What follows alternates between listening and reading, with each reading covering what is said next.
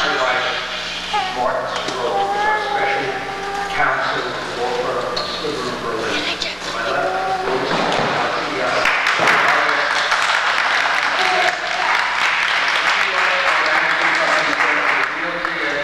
our eyes and ears and our right to Ireland Bailey, Senior Vice President for the Review Organization, Vice President Project Manager.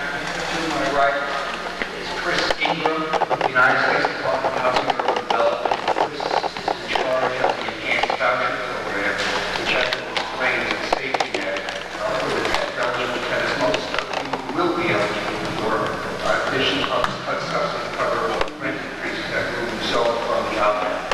Joining us in a few minutes, she's been here, she just went out to the car to get additional numbers, is Norma Drummond, who's from the Westchester County Department of Planning. And they administer and take the applications for the Section 8 Enhanced Voucher.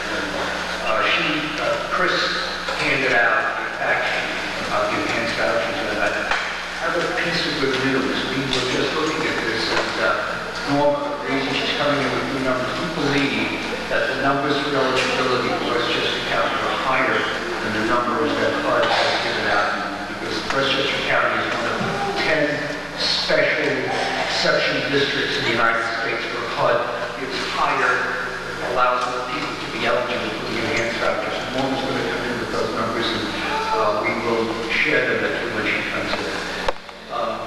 Basically what we're going to do is we're going to prepay our Section 236 on assistance mortgage and to come out from under HUD regulation and state DHCR regulation and become a private market development. The tenants who live in the project at present, who are at 95% or less of median income, will be eligible for a HUD program called Enhanced Vouchers. What the Enhanced Vouchers will do, they will pay an increase in rent that we will charge for your unit that is above what you're currently paying out of pocket for 30% of your income, whichever is greater. We understand most tenants are paying 30% of their income. Based upon our review of your income certification, which you do on an annual basis for HUD and the DHCR, it appears as if, based on the old numbers, that close to 95% the tenants are eligible for enhanced vouchers. Depending upon Norma's new numbers, would be able to be more than that, so maybe almost all would be eligible for enhanced vouchers. The enhanced voucher process is an application process. Management will be giving you applications which you must fill out, which is kind of similar to the application that you fill out when you enter the project or get tenanted, and what you do annually, your income certification, which determines your rent and which you're on the program. I ask you to please cooperate with management to get this information as rapidly as possible so that DHCR, Westchester Planning, and HUD can get the funding together to put it into project vouchers so we can determine eligibility, which I think all the interest in.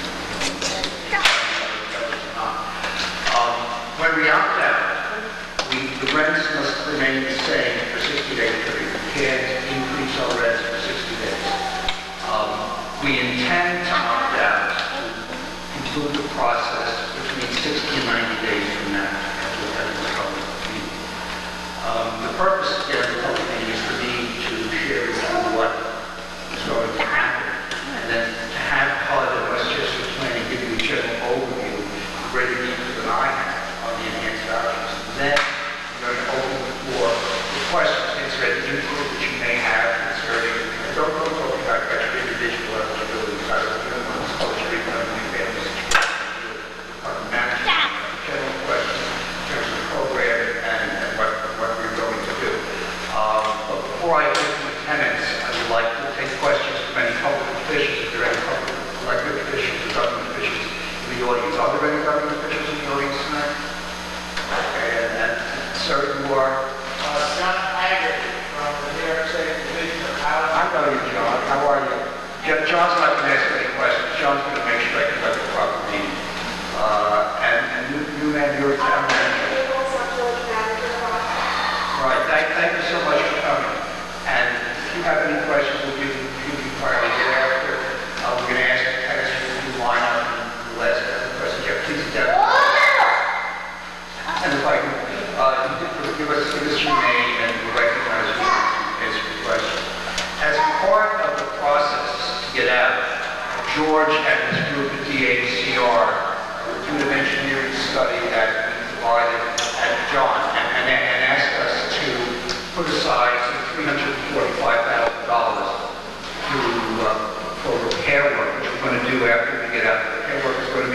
up the walkways, the fencing, which I understand is in need of repair, as are the walkways, for the roofs, mailboxes, and various other things. Plus, estimated out, we have budgeted in excess of $1 million capital repairs to the development to bring it up to a market rate standard, to give it that kind of a market rate for appeal. The project was developed as a New York State urban development, UDCDHCR project.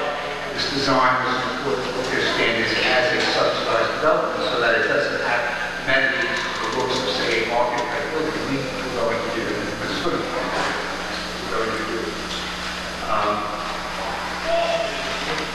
The eligibility standard for enhanced vouchers, as I said, is not really 95% meeting of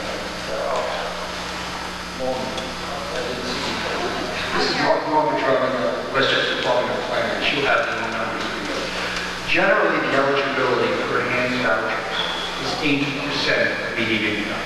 But HUD has made a determination that this community is what is called a low vacancy area, and so that they can increase the eligibility levels, make more people eligible for the vouchers to 95% of median income.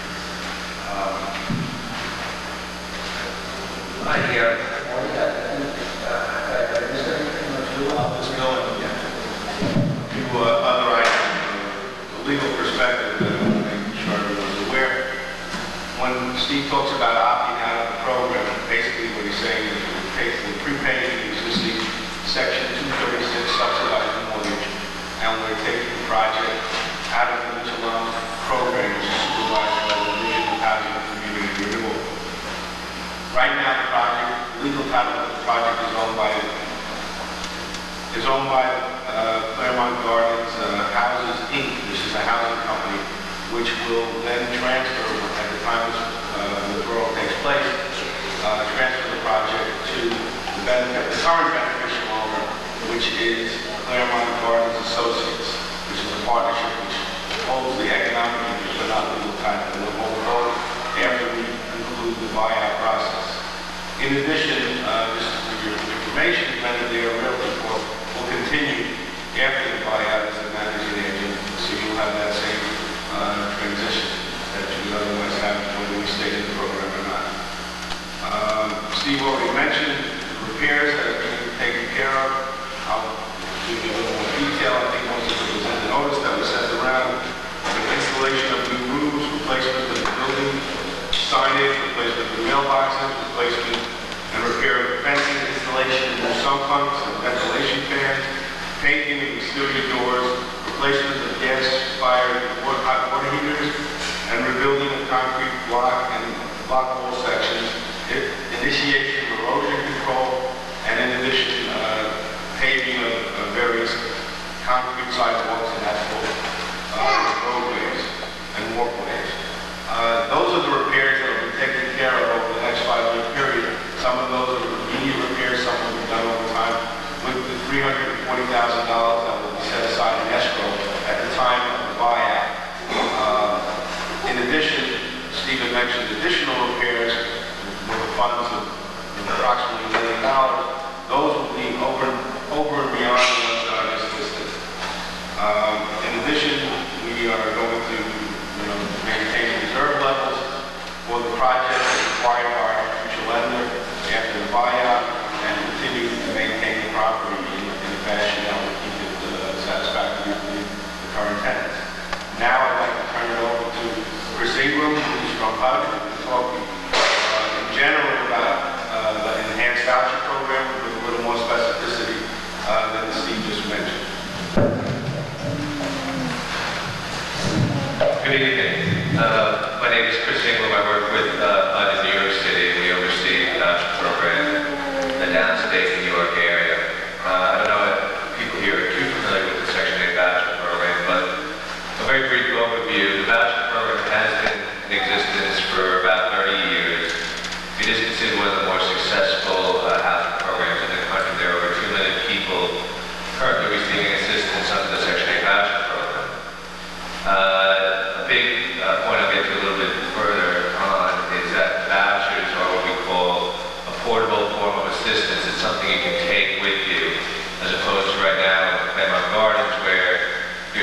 is attached to the building. The voucher is something that you could take outside of Claremont Gardens and bring it anywhere in the country. The enhanced voucher program has been around for about 10 years, and it came about in response to the situation where buildings such as Claremont Gardens could prepay their mortgages and opt out of the HUD program. So when they do that, they can, for the most part, their rents are unregulated, and they can raise their rents. So in order to protect residents and preserve affordable housing in the community, the enhanced voucher program was created. A couple of main points related to the voucher, the enhanced voucher program. One, and it kind of follows along the handout that I gave out earlier.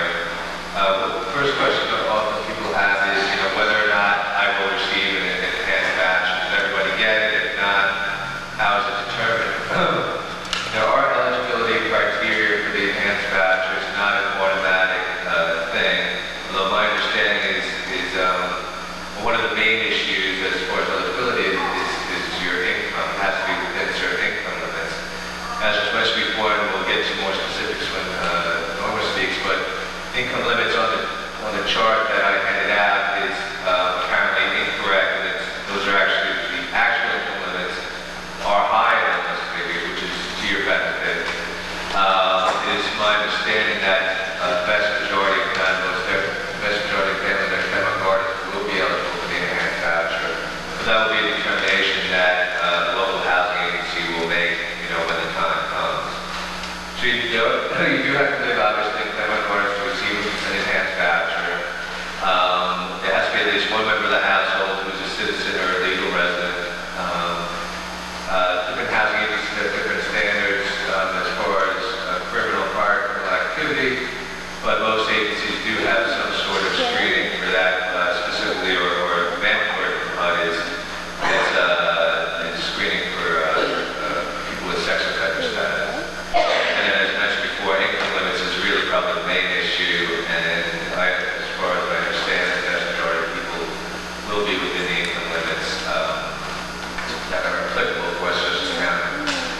The second major issue is people often ask is, okay, well, I received an enhanced voucher, what am I going to pay for rent? I understand that the rents are not going to be regulated, the owner's going to increase the rents, and what does that mean for me? On the second page of the handout, it talks about this a little bit.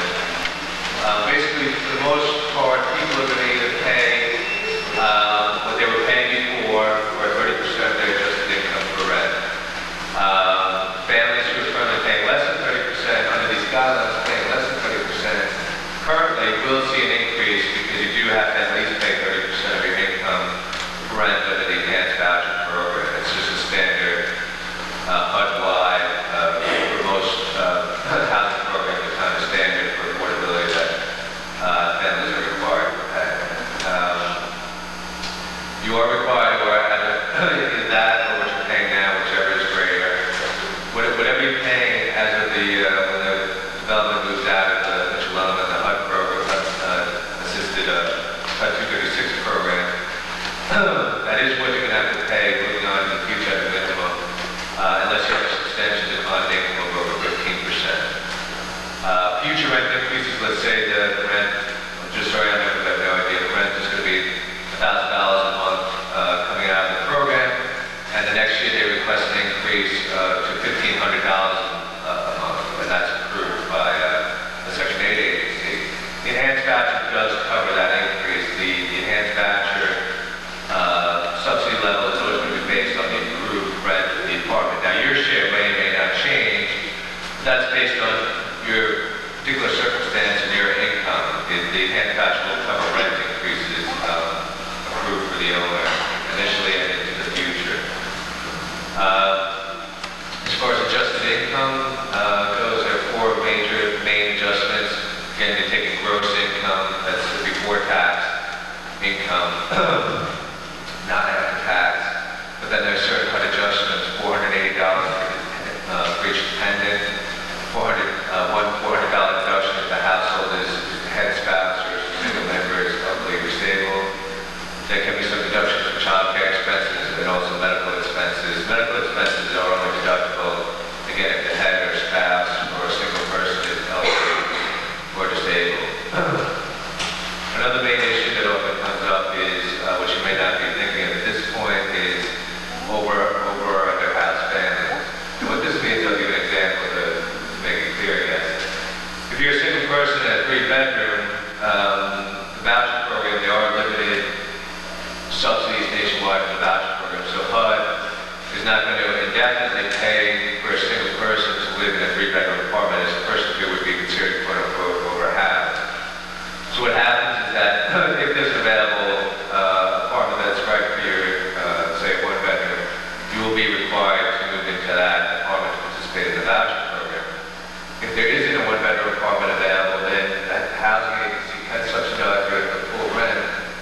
3-bedroom apartment for up to 1 year. After a year, you need that to downsize. Regardless, after a year, the subsidy level would go down to 1-bedroom amount, and then hopefully you would have had a chance to downsize, or if not, you have to make a difference or come to some agreement with the owner. Under house families, say the opposite situations, you have 5 people in a 2-bedroom. The local housing agency will give you the size bachelor that's appropriate for your family size, say in this case. I'm just throwing out examples, not to say Norman Drummond's going to go into specifics on this, but the housing agency is going to make these determinations when the time comes. But let's say you're entitled to a 3-bedroom bachelor and you're in a 2-bedroom unit. It's up to basically the owners and managers of Claremont Gardens whether they have something available, and if they do have it available, whether they will make that available for you to move into. But the housing agency will give you a 3-bedroom bachelor, and if the owner has a unit and makes that available, then you can be moved up to that apartment, or you can take the 3-bedroom bachelor and move elsewhere, or you can remain in a 2-bedroom unit in the under house situation. The last point, again, touching back to something I mentioned earlier as far as the voucher being affordable. Again, you can take the voucher anywhere in the country, except that when you move to Claremont Gardens, it's no longer an enhanced voucher, it turns into a regular voucher. And the key point there is that when it's a regular voucher, the subsidy levels are based on the housing agency's set standards. It's not, at Claremont Gardens, the subsidy level goes to whatever the rent is approved.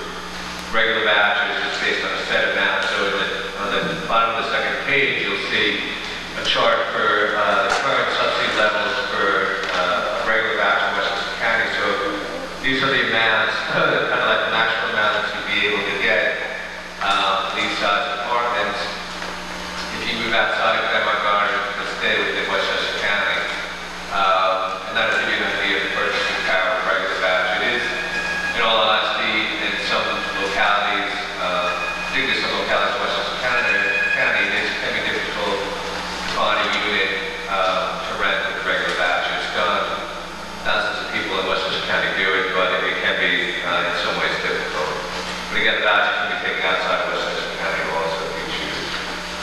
And I'll be available for questions after the section. One last point. I'd ask request that DHCR administer the vouchers for this development. DHCR and Westchester County's local administrator have tentatively agreed to take on this development. I say tentative because there's still HUD needs to contract the voucher funding with the state and the county before they can fully move forward and officially accept the assignment, so to speak. We fully expect DHCR will and Westchester County will be administering the voucher to Claremont Gardens, but as of this moment, it hasn't been 100% finalized.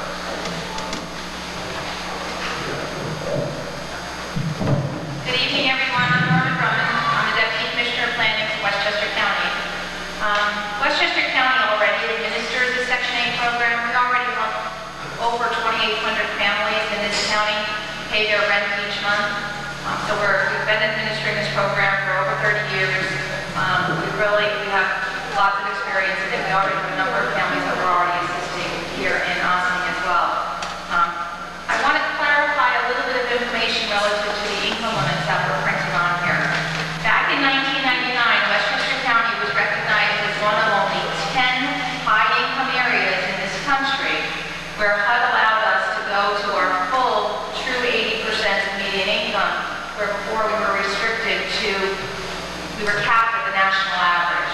So the income limits are going to change unless Chris finds out that this program is not eligible under this, but for all other programs that we administer, and we administer a whole bunch of them, we are allowed to use true 80% numbers. So those numbers are adjusted for the 95% of the county's median income.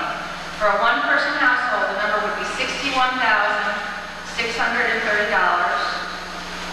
For a two-person household, $70,965.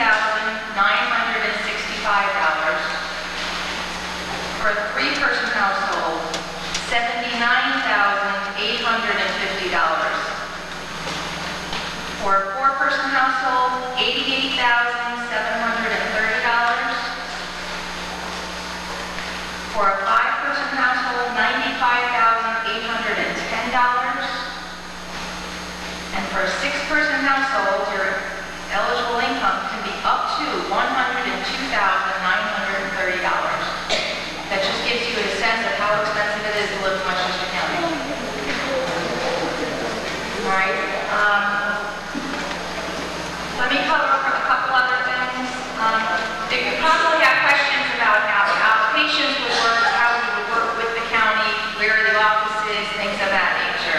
Generally speaking, I think what we're going to try to make this transition as easy as possible.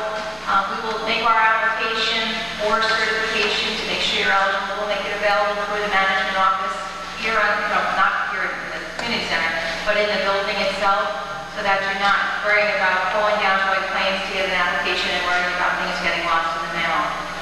Relatively speaking, the county does have a policy that once every year, every family that is on the Section 8 program must come in for an interview. We will make exceptions for those families who are elderly and do not have the ability to travel down to White Plains to our office. So in that case, when you submit a request, we actually will come to your home and do a home visit. Now, we also have an obligation to inspect your apartment to make sure it meets the minimum housing quality standards that the federal government establishes. So once a year, we will also have a mandatory obligation to get into your apartment and inspect that apartment. All right, make sure the fire detectors are working, make sure, there's no outlets that are, exposed that they shouldn't be, things of that nature. For the initial transition, what we will probably try to do, as we have done when other buildings have turned over, what we will try to do is get inspectors in the buildings for probably, say, a week just based on the size of it. We'll probably have inspectors in the building for about a week or so, where they'll try to do as many apartments as they can. So we will try to schedule it as best we can at your convenience, but again, recognizing the number of apartments that we will have to get in and inspect in a very short period of time, we are going to ask for your cooperation in trying to be available to meet our schedule. Once we've inspected this unit, we won't have to be back again until next year, okay? But our hope is that, we will get as much cooperation as we can. We recognize that you work. We can try to do early hours. We can also try to do later hours if that helps. Our staff are somewhat flexible as it relates to their hours. Chris did touch on occupancy standards. Westchester County, recognizing the tight housing market that it is, generally tries to enforce HUD standard of 2-person per bedroom. So to the extent possible, a parent and child of the same sex would only be entitled to a 1-bedroom unit. A parent and child over 6 would be, of the opposite sex, would be entitled to a 2-bedroom. But if you, again, I'm not going to get into any of the specifics about what your household makeup is. We do recognize, though, that there are medical and special circumstances where sometimes somebody does require an extra bedroom. We will require documentation to support that need, but we will certainly give accommodation to that situation when it is needed. I do want to just advise you a couple of the extra opportunities that Westchester County Section 8 program does offer that a lot of the other Section 8 offices don't have the ability to do. First off, we have the opportunity, we run a program called our Family Self-Sufficiency Program. It's a family right now where we graduated 50 families in the last year, but we have over 200 families enrolled. It's a career-oriented program where you would voluntarily sign on to this program and agree to be counseled for the next 5 years on how, we help you look at your career, not just at your job, not just what you're doing right now, but we help you try to see where you want to be in 5 years and try to help you reach that goal. We've actually helped at this point a number of families. We've helped 6 families purchase their own homes because they were able to save enough money during the course of that 5 years to be able to come up with a down payment. So that Family Self-Sufficiency Program is very much a career-oriented program where we work with you very individually to provide case management services and help you meet the goals that you have defined yourself. We also help you as problems come up, problems with children in school, medical issues, things of that nature. Whenever we can, there's a case manager that would be assigned to help you through some of these issues. But again, it's a strictly voluntary program. There's absolutely no obligation to participate in it. But one of the other programs we're proud to offer is what we call our homeownership program. And I am proud to say that we actually have one Section 8 homeownership unit here in Ossining. One of our families who was on Section 8 for a number of years was able to graduate and now owns their own home, but still has the Section 8 assistance so that in the event that something happens and they lose their job or there's something happens, the Section 8 program has the ability to support this family until they can get back on their feet again. So homeownership is a program that we right now have close to 60 families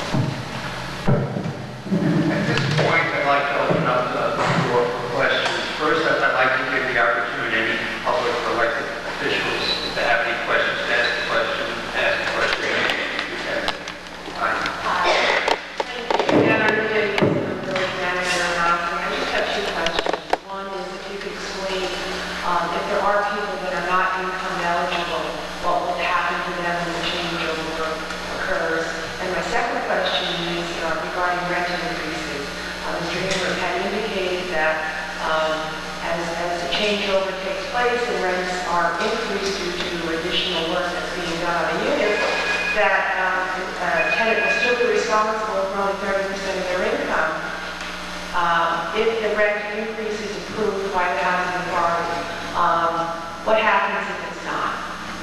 Okay, so Those are two very good questions that I expect. Okay. Initially, we had just had some very good news from Westchester County. I'm not so sure we're going to have any tenants from another way. But in the event that we do, the landlord, the owner, is prepared to provide accommodation to the tenants who are eligible so that they don't get their rent tripled or doubled. There'll be a phase-in. However, before we would even consider it, we need to know how big the universe is going to be. It could be very small. And all tenants must make application for the enhanced voucher. And before we would consider it, a specific tenant has to be rejected by Westchester Planning as being ineligible for the Section 8 voucher. Once you make that income eligible for the Section 8 voucher. And at that juncture, we will examine how many tenants there are, and I believe we're going to make an accommodation. That's generally what's done on situations of that nature. With respect to rent increases, the rent increase is not going to be, this is going to be a market rate development. The rent's going to be what the market's going to demand. We do a market study. Westchester Planning has a database as to what the rents are in Westchester County. The theory of the enhanced voucher is to provide a safety net for tenants of affordable housing who are put in a situation where an owner opts out and no longer getting subsidy. The reason why the federal government is doing this is because there's been no affordable housing really built in this country since 1985. So this is for them maybe cheaper than to build new affordable housing to provide this safety net. On the one hand, on the other hand, to give the owner the same bang for his buck as if the project were at market. So what drives the rent is the market, not the work that we're going to do. It's not like a DHCR rent increase. We make an application to DHCR and say we need to get a higher rent increase because we want to do work. Our rent is not driven by that. Our rent is driven by the market. And I believe these are market studies, and our rent figures and our increases will coalesce with Westchester Planning's perception of the market. Does that answer your question? Yeah, just we talked about Ossining having a low vacancy rate. So I would suspect that an Ossining rents are going to be high, maybe higher than compared to another community that has more vacancy or a lower, higher vacancy rate. The rents that are justified in their eyes for market rent, are they based on whole Westchester County or just Ossining? It's just based on Ossining, and we took the Ossining as specific. As your information, I just took a look at I got double-checked the Westchester County countywide fair market rents, which Westchester Planning and HUD pays for normal certificate payment standards, and they're pretty close to the rents that we're looking for. In some instances, they're higher in the smaller apartments than in the larger apartments where it's at. So, I just have one other crystal ball question. Would you like me to answer that one step further? sure. Yes.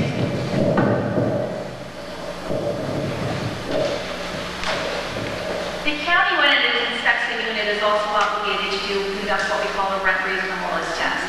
And we're helped in doing that, number one, by all the units we already have under lease in Ossining. But we also get the papers every single week. We cut out the clippings of all available apartments in every municipality. Each week, we actually give them out to our tenants who might, indicate that they're looking to move. But there's also a nonprofit agency called Westchester Residential Opportunities that conducts an annual survey of all rents by bedroom size, by municipality.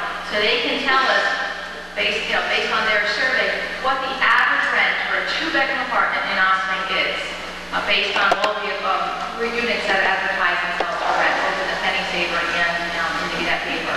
So we are obligated to conduct a rent reasonableness test with any rent increase that they ask for. If we determine that the apartment is not worth that rent, we will deny that rent increase.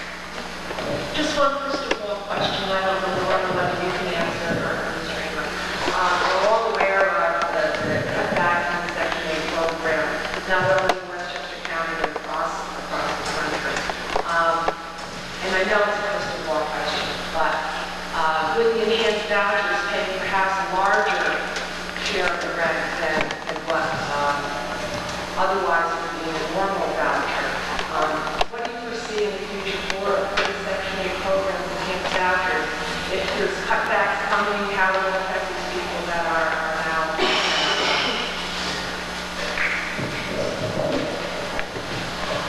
As you said very clearly, this is a crystal ball.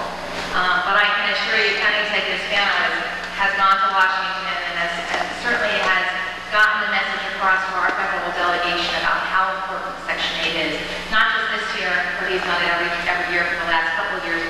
Because in this county, we have over 10,000 families being assisted with Section 8. So any decreases in the Section 8 budget very strongly affect our ability to be able to help people to afford where they live. We very closely watch what's going on in Washington, not just with Section 8, but with all of the federal programs. Whenever we get a hint of that there is some issue, we certainly would get our federal delegation on the line to be able to make sure they're aware of how that impacts Westchester County residents. Again, part of it is kind of just watching how they're looking at formulas each year, is kind of watching what the sense is in Washington. Realistically, at least we can say that BHCR, the state, and Westchester County are high performers as it relates to HUD scoring of Section 8 offices. So our ability to take over projects like this is certainly enhanced by the fact that we do operate a very efficient Section 8 program. We have managed cuts in the past. Again, part of it's just looking at how efficiently we run our office as well.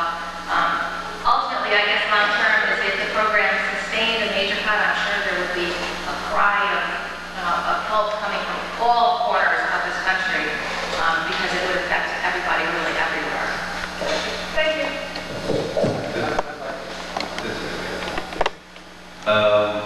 As Norm was saying, the localities, certainly fight the Section 8 program.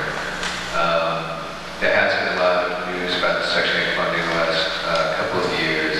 And actually, Section 8 funding has continued to substantially increase, although HUD continues, to have the position that there needs to be some reforms in the program in order to restrain costs in that, particularly it seems the Section 8 voucher program is eating up more and more of the HUD budget.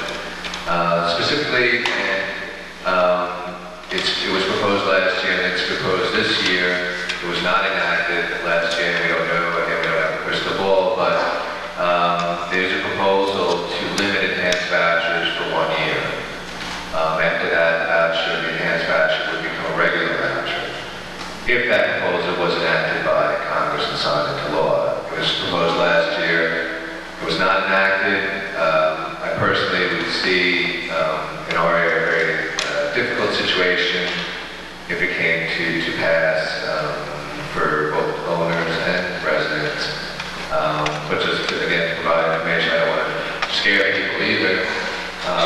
But there is a proposal to limit enhanced vouchers for 1 year. It didn't go through last year, and I can't speak to what will happen in the future. With the limiting it to 1 year, would they then turn into regular vouchers? Yeah. Okay.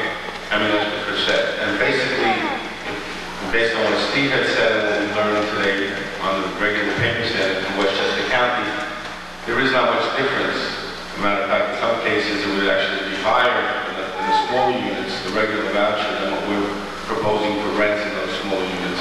In the larger units, there's a slightly lower amount that the payment standard is than our rent we're seeking to charge. So we don't, even if this proposal went through, we don't believe it would have any substantial impact because we believe we'll be able to work with the payment standard as it is now. In any event, over the past, over 25 years, the Section 8 program, more than 25 years, has been in existence. There's often have been attempts to cut it back. And in each case, they've been thwarted because of local politicians, such as the ones you have in Westchester County, fighting in Washington to make sure it doesn't happen. This is not a local issue. This is an issue that affects people all over the country. There's over 2 million Section 8 tenants around the country at this point. And it's not just the Section 8 tenants, it's the owners who would then lose the Section 8 income. It's the bankers who make the loans to make these projects financeable, who would have defaulted loans. So all of those disparate groups are lobbying for the same thing to keep this program in place. So I just wanted to mention that. Steve has one other point.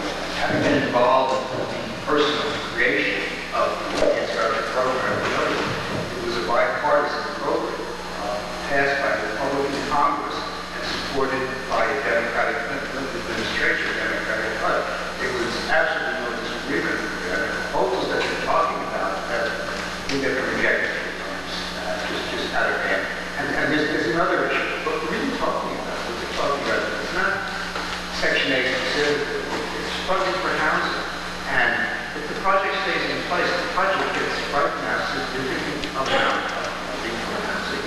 It's almost $400,000 a year in interest subsidy. It has authorization for a similar Section 8 rent subsidy for 70 tenants in those tenants take advantage of that. We're eligible.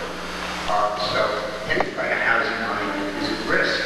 But we, as well as you, would fight like the Dickens, and it's not just a local problem. It's a national issue that crosses both sides of the aisle. See to it that this we're up on the side. Anybody from the tenants who would like to speak, I think you should line up behind the mic and introduce yourself and then ask your question. My name is Selgata. I live on 142 Claremont Gardens.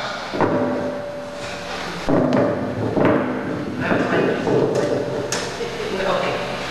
Now, I lived in a two-bedroom apartment. My husband passed away in 2004. I live on the widow Social Security and a pension from Reader's Digest. Wonderfully, I worked for them 18 years. I get more than $3.85 a month from Reader's Digest. Now, the voucher is for 1 year only, or is it for the rest of my life? I'm 67. I don't want to move. I don't want to live someplace else when I spend most of my life here. I'm from Europe, you can see it. I'm from Germany. I lived most of my life in Ossining. I own property, I own the house I sell. I had 5 children, they're all over the way. I'm alone. I can't right now, Lotus knows, after my husband died, I wanted to go. I tried to in for 1 bedroom. I'm claustrophobic. I have a disability. I'm disabled because I have a seizure disorder. I'm claustrophobic and I'm panicked. I'm on medication. Now, will I have to move out of my 2 bedrooms? I think I go crazy. Okay. Lotus knows me. She has the letter from my doctor, right, Lotus? So, can you answer me this? Yes. I'll attempt to answer your question. I believe your question was whether the voucher will last for a year or last for your life. Assuming the program continues, which we expect it to occur, if you're eligible for the voucher before we leave the program, before the project leaves the Mitchell-Lama program and prepays its mortgage, you will be eligible for life for the voucher basis, and you'll have to pay 30% of your income of your current rent, whichever is greater.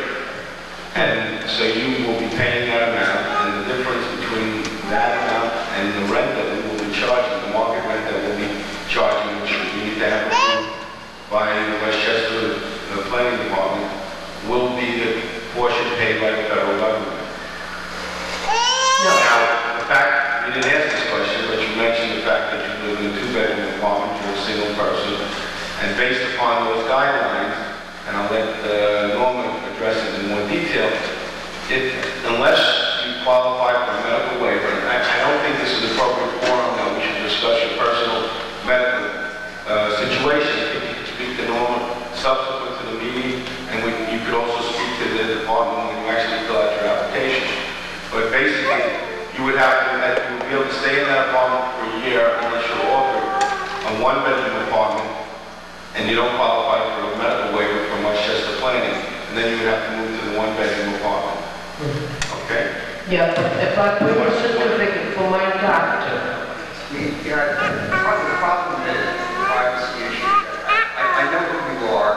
I spoke to the lawyers, and I know your present situation, and I don't want to publicly speak about it. But you may fit into the category that Norm was talking about making a special application of medical documentation.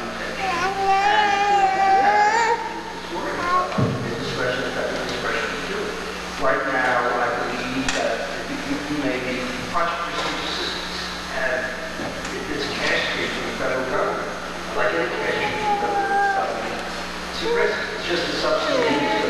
subsidy name is going to change. We do the subsidy source is the same federal government. I would suggest that you immediately speak to Borders and speak with Norma and get your documentation together. And this is the sort of thing that they will listen to. Because maybe in the future I'll be able to move, but right now, my husband died in that place. My husband's still there because I had his ashes. My husband built a beautiful garden at Lotus Tomb. You wouldn't believe he has a rose bush that he planted when we moved in. They're there 18 years. If I have to move out, I have to kill that bush. And that's my husband. I will not leave it for somebody else to neglect it. If you understand what I mean. And I'm deadly afraid of this. I'm not ashamed to say that I have a disability, because I do have one. And I'm getting treatment on every 3 weeks I see a psychiatrist. I get medication, I'm on medication. I'm not ashamed to say it. Miss, there's someone ready to say, I have a question after you. If you have another question. No, I have one more question. I understood, I believe, HUD was New York State. The federal government. What is the federal government? Because I've talked to, the senator. No, yeah. She gave me a name, and the name is Doris Shear. To call, she said she's something with the house. I tried to call her, but I never got an answer.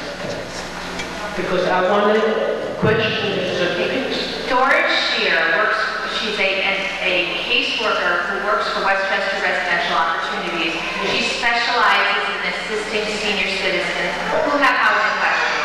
So she's part of the time she's in Mount Vernon, part of the time she's in White Plains. So she is slightly a difficult person to reach, but she is a wonderful resource when you can get a hold of her. So I'm sure if you left her a message, I'm sure she'll get back in touch with you. Okay, but Doris works for a nonprofit agency. She's not associated with the Section 8 program. She's not associated with the state. She's just a resource that a lot of seniors have come to rely on over the years. Okay, I didn't know that, but that's Senator. Well, Ms. Lord, I'd like you, after the meeting, you know your problem. I want you to see Lourdes tonight or tomorrow. She'll take down all your information. She's going to give you an application. She'll tell you what documentation you need. She'll put you in touch with Norma, and we will try and work it out.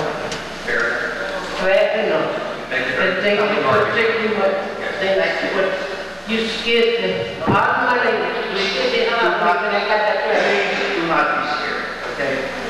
That's easy to say. Yes, ma'am. Good evening. My name is Monica Cheatham. I'm village trustee for the village of Ossining. I have maybe 2 or 3 questions, but to begin with, there are a number of Hispanic people in the audience today, and I just wanted to know if someone could kind of translate, like, in a few minutes what has been said today so that everybody has a clear understanding of what has been said. And 2, the meeting, and I know at some point all the vouchers and all the paperwork will have to be filled out.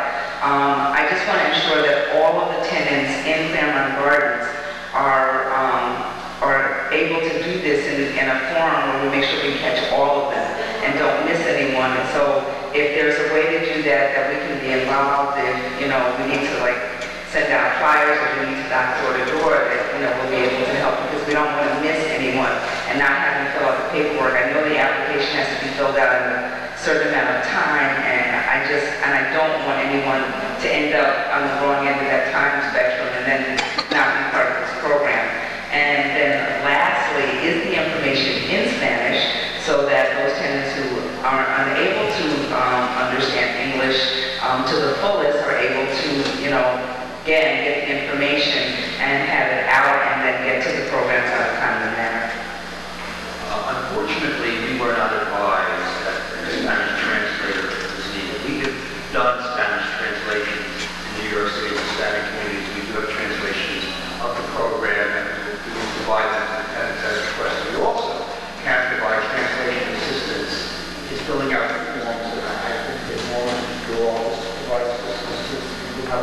in English. So there will be, we hope will be seamless. We are as much interested as you for all tenants to complete the forms, and we welcome that you work with us to try to get things in the applications. Is there going to be a system to ensure that all the tenants are able to fill out forms so that no one is missed?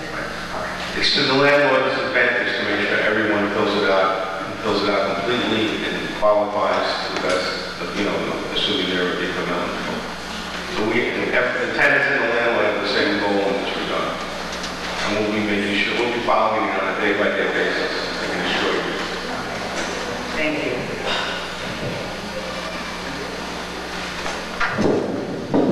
I just have a few questions. So one, could you identify yourself? Oh, my name is Donald Verdinas, 87 Ferris Place. I don't live in, a resident here. You're not a tenant. I'm not a tenant, that's correct. One of the tenants asked me to ask what will happen with the utilities. Apparently they're paid now as part of the rent. And they weren't concerned before about the fact that you have electric heat and the walls maybe are a little breezy once in a while. In other words, they didn't care when they're spending your money, but they may not be able to afford it now. They didn't care what they're spending money on. Okay, that's Right. Okay, right now, there is no firm plan to submit, that's what you're talking about, there's direct reading. There is direct reading. There is a process, DACR, whereby I believe that there will have to be a reduction in rent based upon whatever the electrical cost would be. The electrical cost would be because the rent that they pay now Is it a dollar fact? Is it a dollar per hour or is it fact? I have no idea. It's a subject, it's a subjective procedure for DHCR where you have an opportunity to say, what you're backing out of the rent is not enough if the electricity is exactly what it is. And you have a chance to make that presentation. Who would have the chance to do that? Each case by case? Yeah.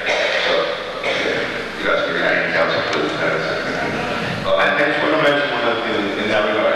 As Steve mentioned, there is no plan at this time to do that, so it's not something that would be happening in.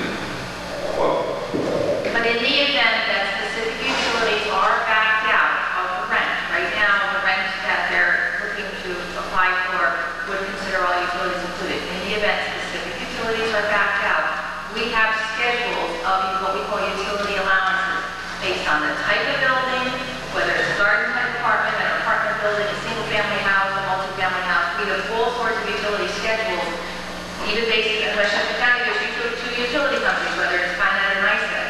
So we have utility schedules based on what kind of heat it is, what kind of, who provides the electric, what kind of hot water it is, and which utilities are included, so that we would give allowances to tenants exactly what you're about to share with you. I'm just guessing that whatever the allowance schedule is based on, is probably the perfect storm of 70s construction, electric heat, Con Ed, that this would be at the high end of that.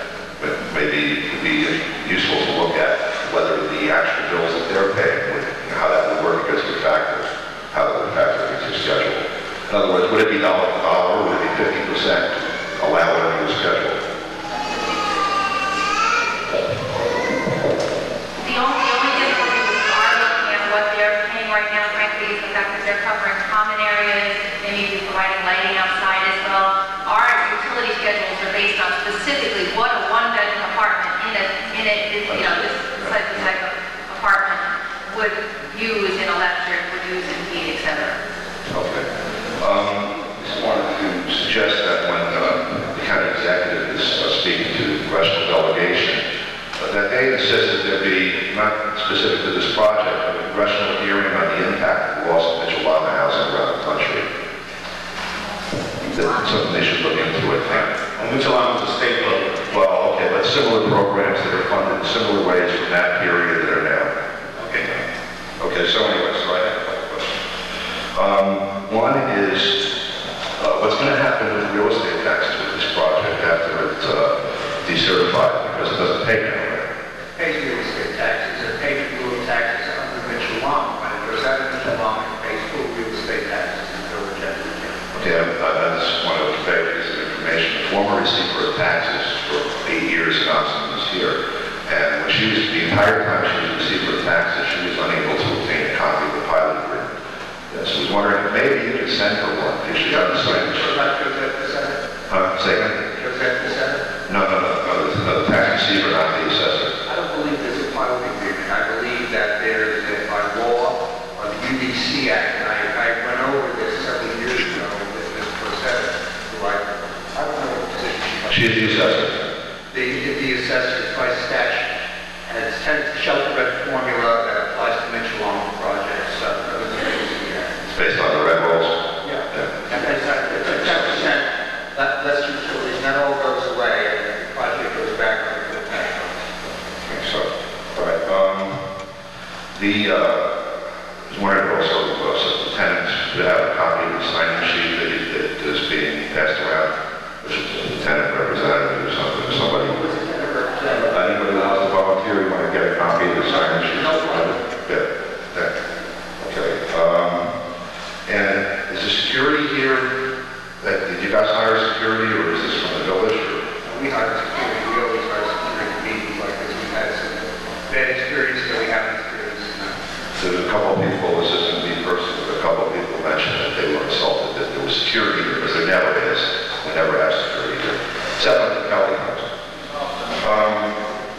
I also had heard from some tenants two things that I'm concerned with. One is where they knew that they were eligible for and needed a larger apartment. This is the last year or so.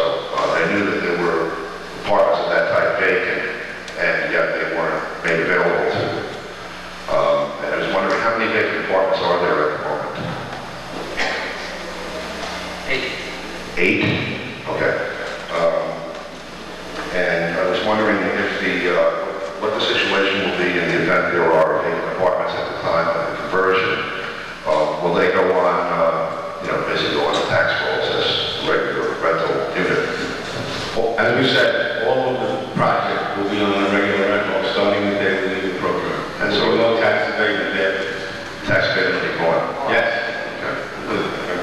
And let's see, what protections will exist? You're going to have a situation where the apartment, well, there's two things. One, as far as HUD funding goes, there's also, if I'm not mistaken, someone suggesting that the vouchers be limited to seniors only. It was in the March newsletter.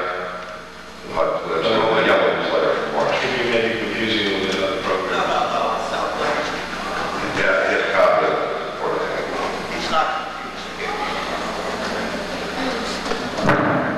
My name is Harold Soul. I don't live in Claremont Gardens. Harold, I know you very well. Yes. I thought I knew you. How are you, Harold? It's good to see you. Good to see you. Good to see you, but not in these circumstances. All right, what was being referred to by the last speaker was, and I'm going to read it from the National East Housing March bulletin, so it's only 1 month old. National East Housing Association, a private organization. Yes, the largest in the country for section. I'm vice president of the National East. Oh, I was president. I know you were. That's right. Okay, and Deputy Assistant Secretary Russell reported that some changes would be proposed to the criteria for enhanced vouchers. Under the new flexible voucher proposal, only elderly or disabled persons could receive an enhanced voucher when an owner opts out of its project-based Section 8 contract. HUD thinks other families should receive a regular voucher with no enhanced subsidy immediately, or perhaps after 1 year. Now, true, that's just a proposal, but there's another danger. Harold?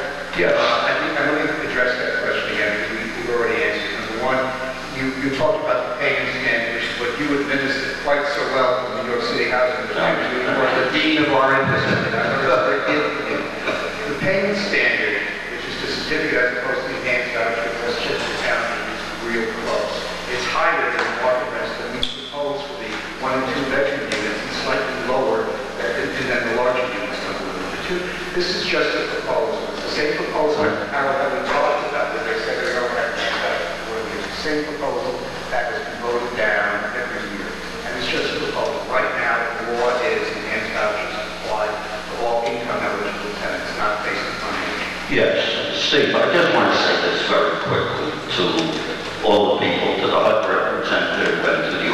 here. The voucher program, I think, will continue. Funds may be cut, but the voucher program will continue.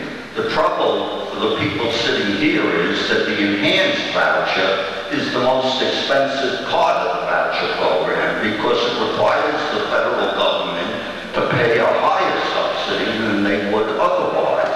So when the government is looking to save money, the first place they look at is the most expensive parts, unfortunately. And the reason why it's authorized to be higher is because when we opt out, we relieve the federal government of another subsidy, the 236 subsidy, which they no longer have to pay to us. And this project, this project receives the rent sub, which you're familiar with, which is a deep rent subsidy that also goes away. So it's basically a trade-off. I hear what you're saying, it's all theoretical. All I can tell you is what the law is now, and that there's an enormous constituency that crosses both sides of the aisle, and it extends geographically throughout the whole nation to support the enhanced voucher, because it's the only safety net, it's the only preservation tool for affordable housing that we have. All right, I hope you're right. Thank you. Okay, so, now the environment, my point was that the environment basically is a little uncertain in terms of funding for vouchers using that device. And so my question was, and the other side of that is that, that you guys have an economic incentive, like they had for vacancy control 30 years ago. You go to market, right away. You're not worried about, funding or not funding. If you have market rents and tenants that can pay, you make the money that you can make. That's how it works. The pressures that were created by a similar situation in New York City, with vacancy control, resulted in a number of abuses, starting in advance of the adoption of it, with people warehouse apartments, and continuing through where there were all kinds of creative styles of constructive eviction that were applied to tenants. Lack of maintenance, who things broken too bad, or whatever is broken too bad until people move out, so that the apartment is decertified. What protections?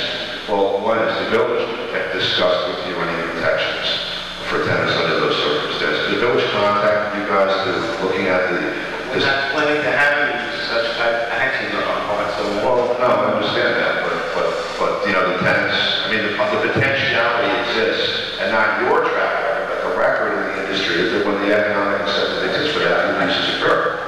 I'd like to address that question, but I also would like to hear from Kevin. So don't want to get into a philosophical debate. But Yes.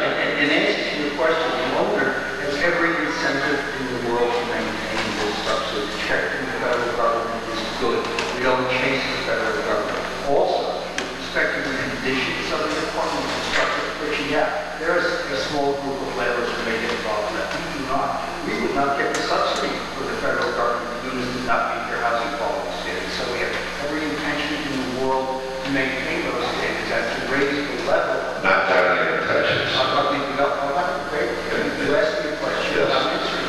So the answer is no, there'll be no codified or contractual protection for that. It's just where your interests lie, your interests lie. We have to follow the HUD rules that will be administered by the Westchester Planning. That is the protection. Otherwise, we won't be getting the subsidy. You've asked a number of questions, so I want to see if anyone else wants to ask. I'd like to ask the county one question, though. How's Harriet Street coming?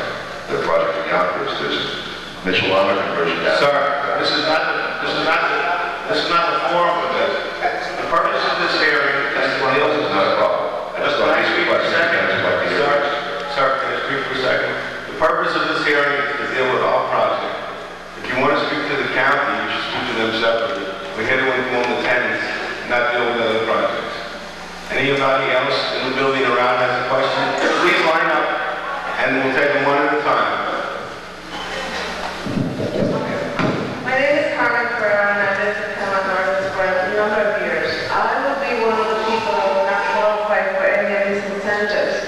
And I would like to know if any provisions are being made for the people that would probably, in all likelihood, will have to move out because we will not be able to afford the rents.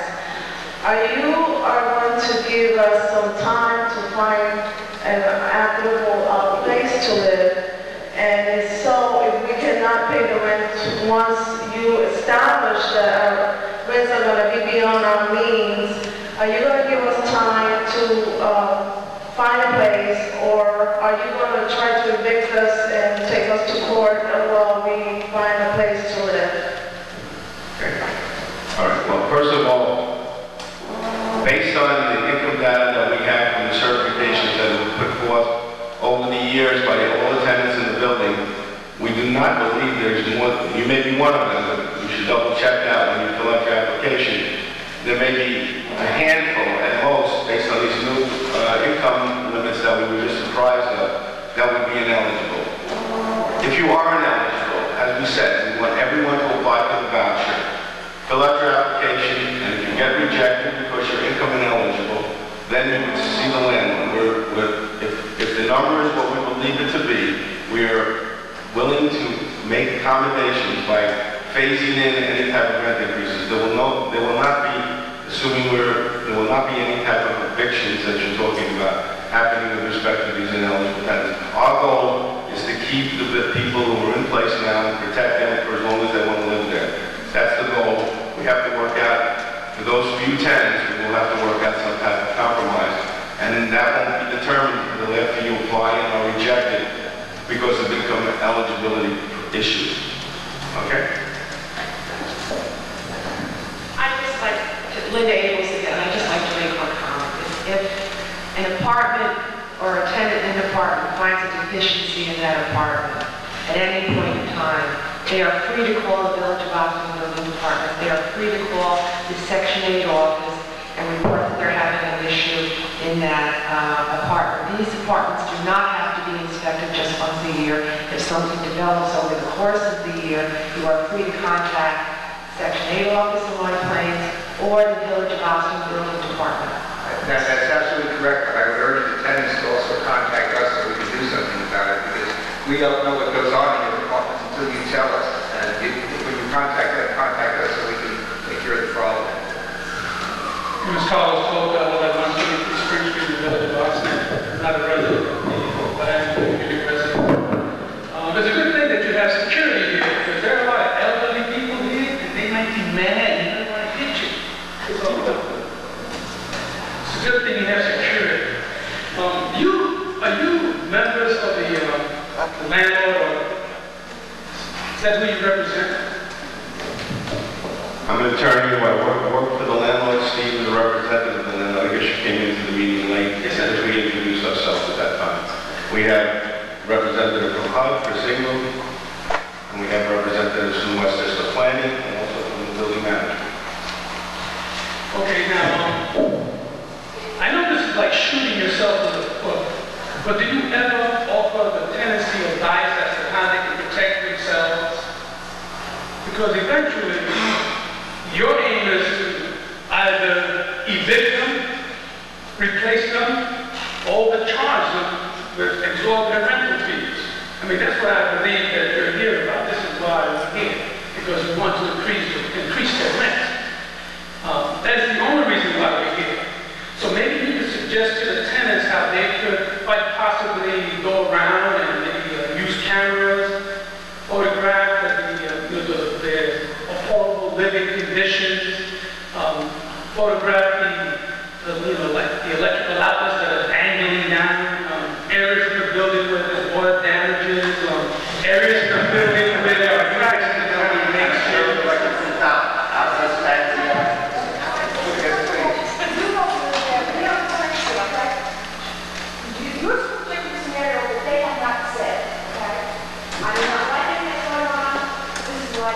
they're offering us assistance, they're offering us ways to help, okay? If there's also going to be a line for their team, I'm going to smile. That's the bottom line. no one said that they're lying. Do your thing, okay? We live there, you don't. Don't share some that I have talked about myself. Okay, well, you don't, but you know what? You're lucky.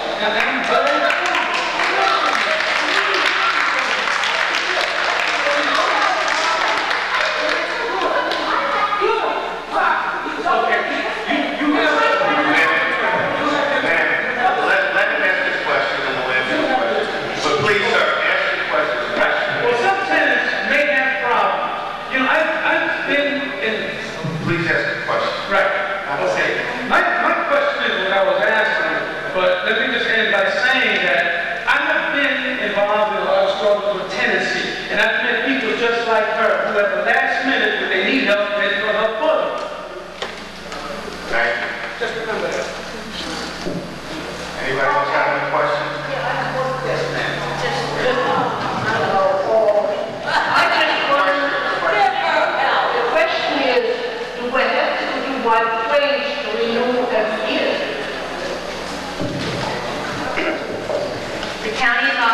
White Plains, yes. You would be required to go for a certification to White Plains unless you can show us, document to us that there's a medical reason why you cannot make it to White Plains.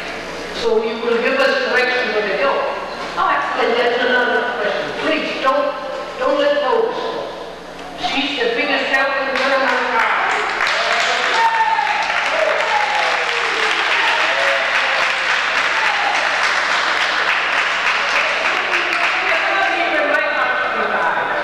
Lois was there. I need to get it. I love you too. But I don't want you to be there. You stay. Thank you. We have another question? Yes, my name is Shannon Sala, I'm a Claremont Gardens. I just want to ask a question. When do you intend to go up on the rents? Will be notified before we do that? Will the doctors get filled out before we do that? Yes.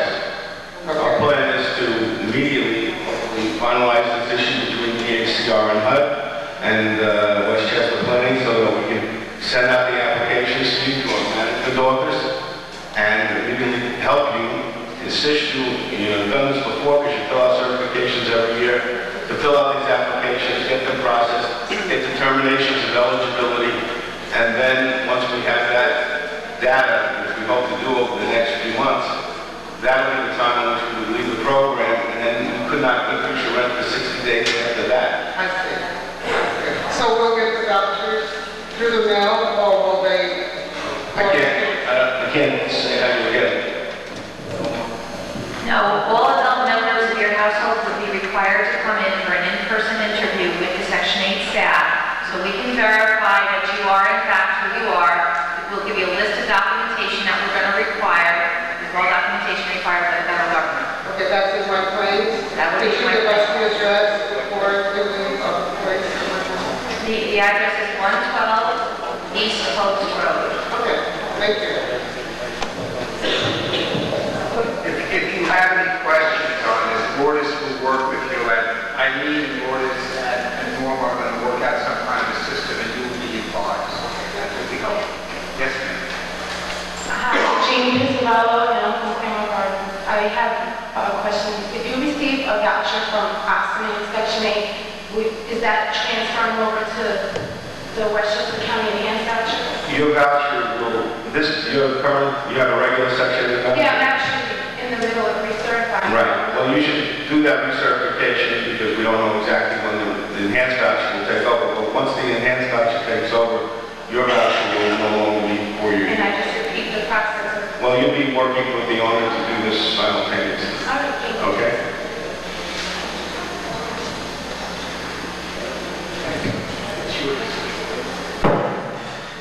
Catherine Morgan, 19 Audubon Drive. I'm also a trustee for the Village of Ossining.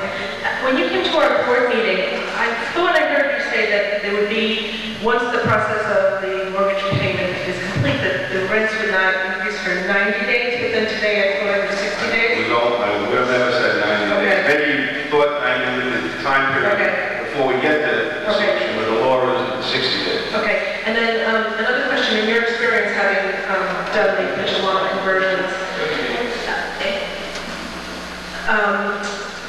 how do you schedule, I guess this is a question for Norma, actually. Do you schedule people's interviews, or is there a formalized way to do this, or people do it individually, come down, make it individual? Each appointment is very individual. Okay. But what I'm saying is people call you to make their individual appointments. No, you're actually sent a letter at least 3 weeks in advance. Usually it's more than a month in advance. So that you'll know, like the last weekend, this is April, the last weekend of April, we'll send out letters for June appointments. Okay. So you have plenty of time to know if you need to take some time off from work. When your appointment is, we really do try to stick to our schedules. For the first time you come into the office, we may try to schedule a briefing where you watch a videotape so you understand what Section 8 is all about. And the purpose of the videotape is so that everybody hears the same story, like the same, from the same way, you all get the same information. It's actually a videotape that comes from an organization in Washington. Okay. And then you'll have an individual session with an individual caseworker to talk about your household, what's going on there, what your income is, meet all the members of your household, things like that. Okay, and do you keep sort of a control list of all the tenants to make sure that everyone has made these appointments, or that's on the individual? I have no control Okay. list of any residents of this complex. So, Make sure they have the rent roll. okay, and And keeping in mind that this agreement is not finalized yet, I don't have really any information. okay, that's fine. I guess from the village level, we just want to make sure that every assistance is given to every tenant so that they fill out the paperwork. As representative of the owner, we want to make sure the same thing. Okay, good, thank you. Yes, sir. Yeah, my name is Sundiata Sadiq, Vice President of the Ossining NAACP. And all due respect to Linda Eccles, the management here. Over the past year, maybe a year and a half, we've been going to Claremont Gardens. We've taken pictures of some of the conditions that existed in some of the apartments, separation of foundation. In one house we saw when it rained, the rain was coming through the light, right on the electricity. And it was some fear, a whole lot of other things that we saw and took pictures of. But there was this great fear of retaliation by management and the non-productivity of the people that are responsible for doing these repairs. And I would ask Linda in this village, you're asking people to come forward because I was a victim of retaliatory eviction. And I want to know what kind of legal things or legal rights that people have in terms of the landlord retaliating against people that bring these problems to them. It's not our culture to do that, sir. The only evictions we made, the tenants who have reached their lease. I don't think we have a history of particular evictions in this building. We don't just engage in that practice. Just to clarify, currently, as long as it's a Mitchell-Lama program, the village office and the building department has no jurisdiction over Claremont Gardens. Not until the program ends, then we have the right to it. And while the Mitchell-Lama, Mr. Haggard, in his days, the ACR had that jurisdiction, and they did ensure that the repairs were required to be made, and part of our plan going on is to take care of some of the issues that this gentleman was talking about and others. We realize the project's over, so the 20 years over, more than that, and it requires work, and we intend to do the work.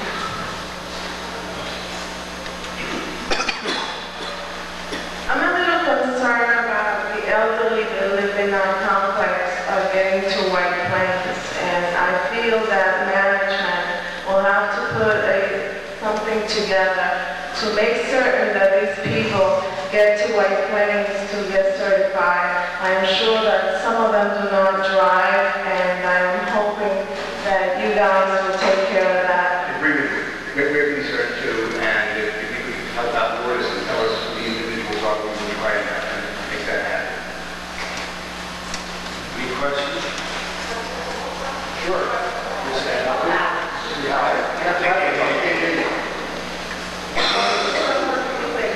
We're gonna get something from management, tell them whether we're supposed to contact them about this, so that we'll do this in the next few days. Exactly.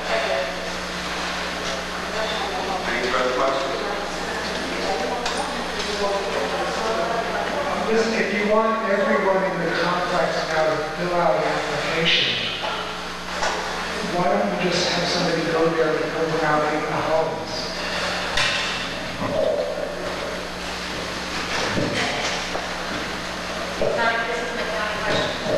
We will assist them and we could have them filled out in the project also, but they have to have an in-face interview in order to qualify. Yeah, but that's what I'm saying, why don't you have somebody go down there and do that? Have someone from the county come. It doesn't have to be in the lobby, it could be in the lobby. Instead of having every single person from Claremont Gardens truck down to West Starrett.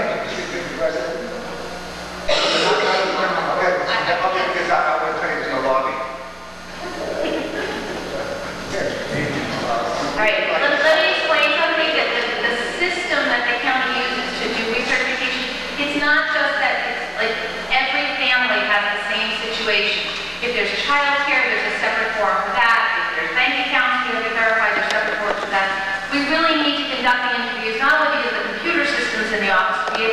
calculations, but because the forms that we need to verify whatever this household tells us versus that household, we might not necessarily know that ahead of time to bring the forms with us. And there's no reason in stretching out an interview, let's just do it once and do it right. Hi, Yes, ma'am. My name is Maria Pereira.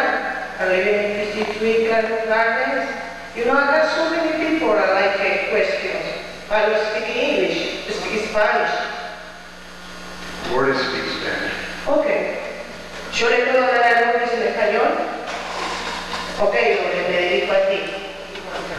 Yo hace 28 años que vivo en el Claremont Gardens. She's been living at Claremont Gardens for 28 years. Yo he hecho de todo en mi apartamento, desde abajo hasta arriba. Nunca en la vida cobré un peso. She's done everything in her apartment from top to bottom. She's never charged a dollar. For my ex-husband is painting. My son is painting too. Y fixé all the apartment. Her son is painting and he's doing all the repairs in her apartment. Tu pregunta, Mi pregunta es, de lo que están hablando que todos vamos a vivir de la sesión 8, ¿no? ¿Entendí bien o entendí mal? Bueno, yo no quiero vivir en la sesión 8. Yo no quiero vivir en la sesión 8. ¿Por qué me van a obligar a mí a hacer lo que yo no quiero? Because she feels that she's gonna obligate her to do what she doesn't want to, like make certain changes. Hacer cambio en el apartamento, ¿verdad? ¿Cómo? Para hacer cambio en el apartamento que usted no va a querer. ¿Para hacer cambios? ¿Qué cambios? No, eso es lo que usted está diciendo, que Section 8 te va a obligar a ti a hacer cambio en el apartamento que usted no quiere hacer. No. She feels that Section 8 is going to obligate her to do certain changes in the apartment. Cambio como que, María. Por ejemplo, yo estoy pagando mi renta. Yo me quedé sola hace 10 años y estoy pagando mi renta. She's paying her rent. She's been there for 10 years alone paying her rent. Okay. Ellos quieren saber qué es el tema suyo. Que no quiero vivir de la sesión 8 si yo pago mi renta. Yo sé que ustedes dicen que la renta va a subir a $1,600 y pico, que nosotros no lo vamos a poder pagar. You laughing, I'm not laughing, sorry.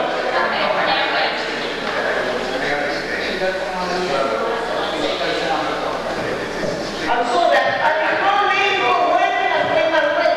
What I can leave is the today. That's easy to run, no?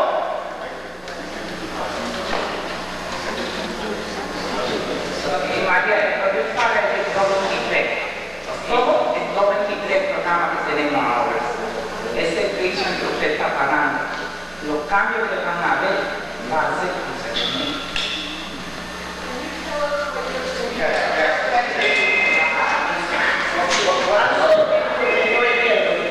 What we're saying is that the project currently has a subsidy and it has a different name in Section 236 and rent sub.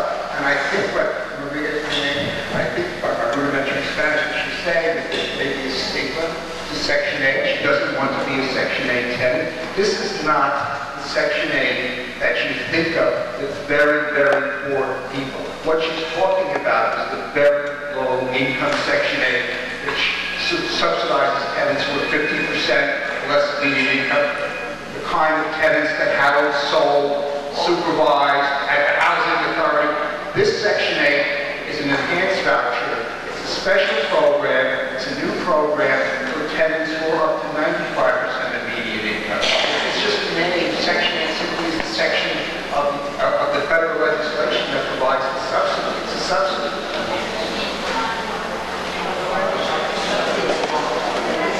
Can I make a suggestion, please? Can I finish, please? Because she asked a very Yeah, but she still doesn't understand. I think that there should be a special meeting for the Hispanic population in Claremont Gardens and clearly, give them the guidelines in Spanish. I think I understand.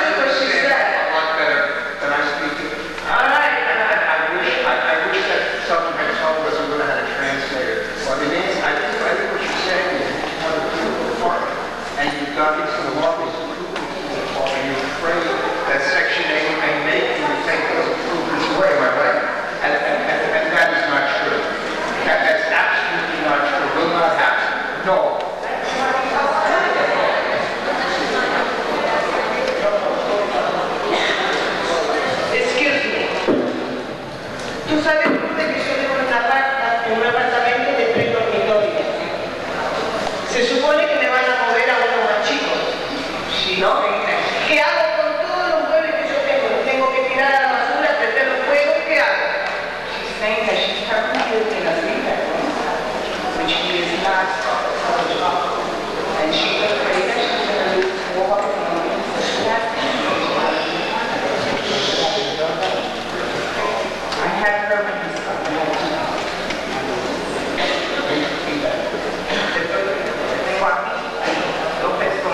Sí, yo y mi hijo.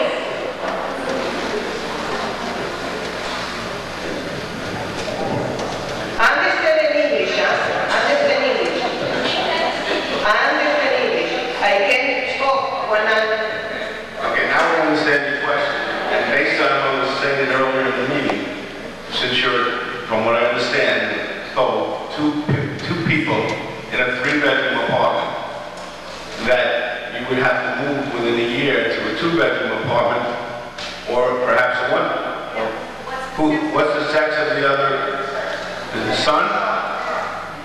2-bedroom apartment after a year, unless the landlord is willing to make some type of accommodation and accept a 2-bedroom voucher, or your 3-bedroom apartment. Excuse me, another question. What paying the money que we put in the apartment? And new floors, everything. Somebody pay me? No.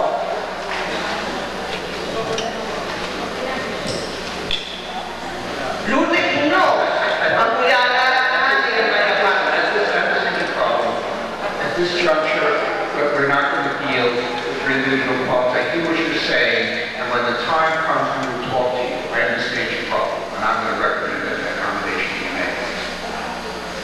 Okay. Okay? Thank you.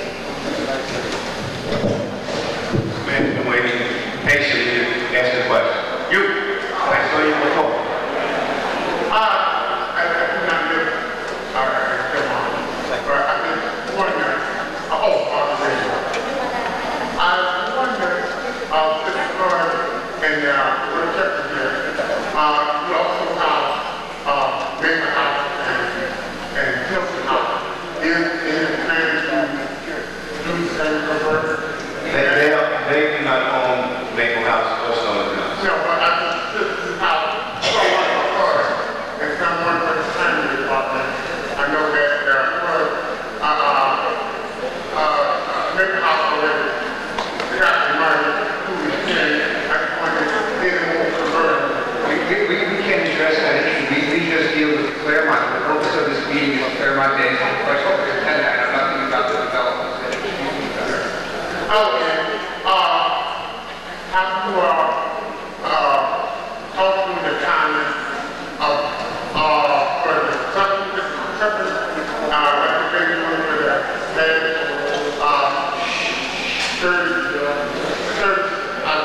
30 years, you just, all the, management want to become, entirely, for profit. How is the negotiating to extend this is, what management wants to do? We're going to become a private, for-profit development. Yes. The safety net independence in terms of the subsidy, rent increases are eligible, that is most of them are eligible. That's just clear. Everything's budget. Okay. I wonder, this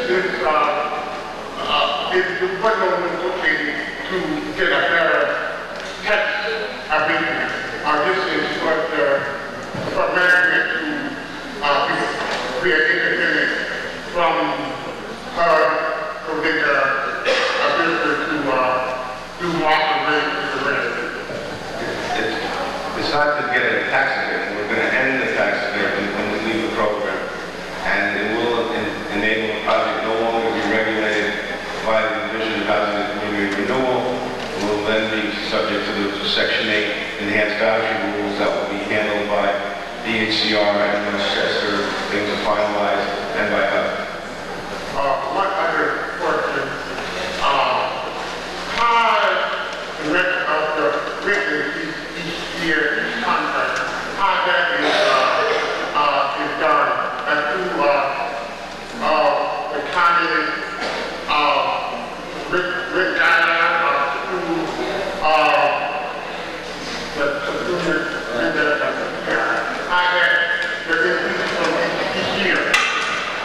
increases will be based upon what we believe to be the market for that area. And the same way the initial rents will be set based on that. And then the Westchester Planning Department will have to approve that rent. If they say it's not in market, then we won't get that rent increase. If they say it is the market, then we will get that rent increase. But as Mr. Ingram mentioned, to the extent there is a rent increase, that will be paid for by the federal government. The tenant will only pay 30% of their income. So, basically, the basic concept is open market. Free market rate building, and that's what we told the tenants. I believe the tenants understand it, and understand those who are eligible will get a Section 8 subsidy. We are paying full taxes when we opt out, and we are for profit market rate. I think that answers your question. Mr. Tenant, behind you asked a question. Ma'am, thank you so much for waiting.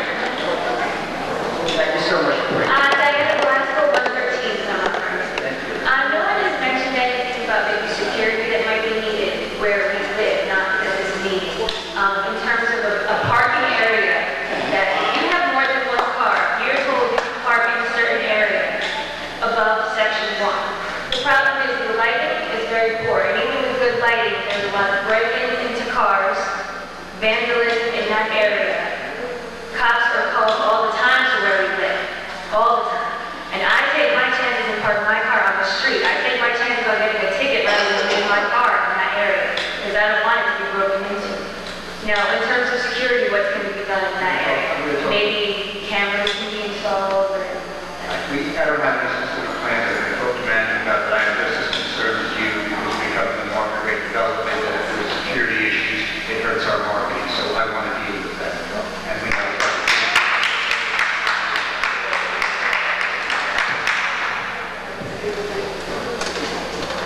Good evening, Board. Executive Director of the Big Council for Action here in the Village of Ossining. I have a very brief statement that really relates to a question. You made reference to there not having been a final agreement between DHCR of the Westchester County as it related to this. Is there any requirement that this should go out in an RFP in terms of other parties that may have interested in participating in this agreement? I don't understand. I know that. I know exactly. I'm not regardless of I can answer that. Well, I'm going to turn that over. Basically, your question is why they contracted with Westchester County. Well, the question is why, if it has not, was it not made a public notice, and anyone who else would wish to participate in the application? Done by government agencies. But can't contract with an agency that does not already have vouchers under contract with HUD. We cannot enter into a contract with a new entity who has not already administered the Section 8 voucher program. Okay, then the Village of Ossining could have applied if they so chose to participate? There is no requirement for an RFP for determining the agency to administer enhanced vouchers. And what about a not-for-profit that administers a program that receives Section 8 vouchers? I don't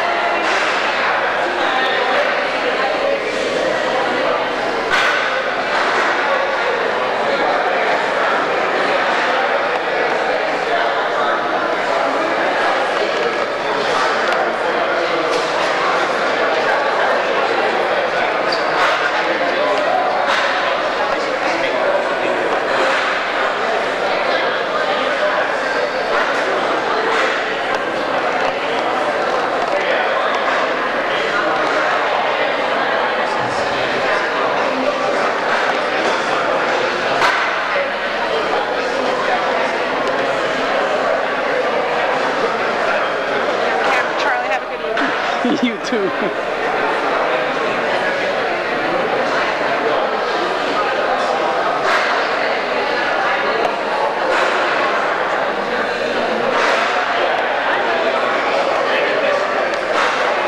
at you.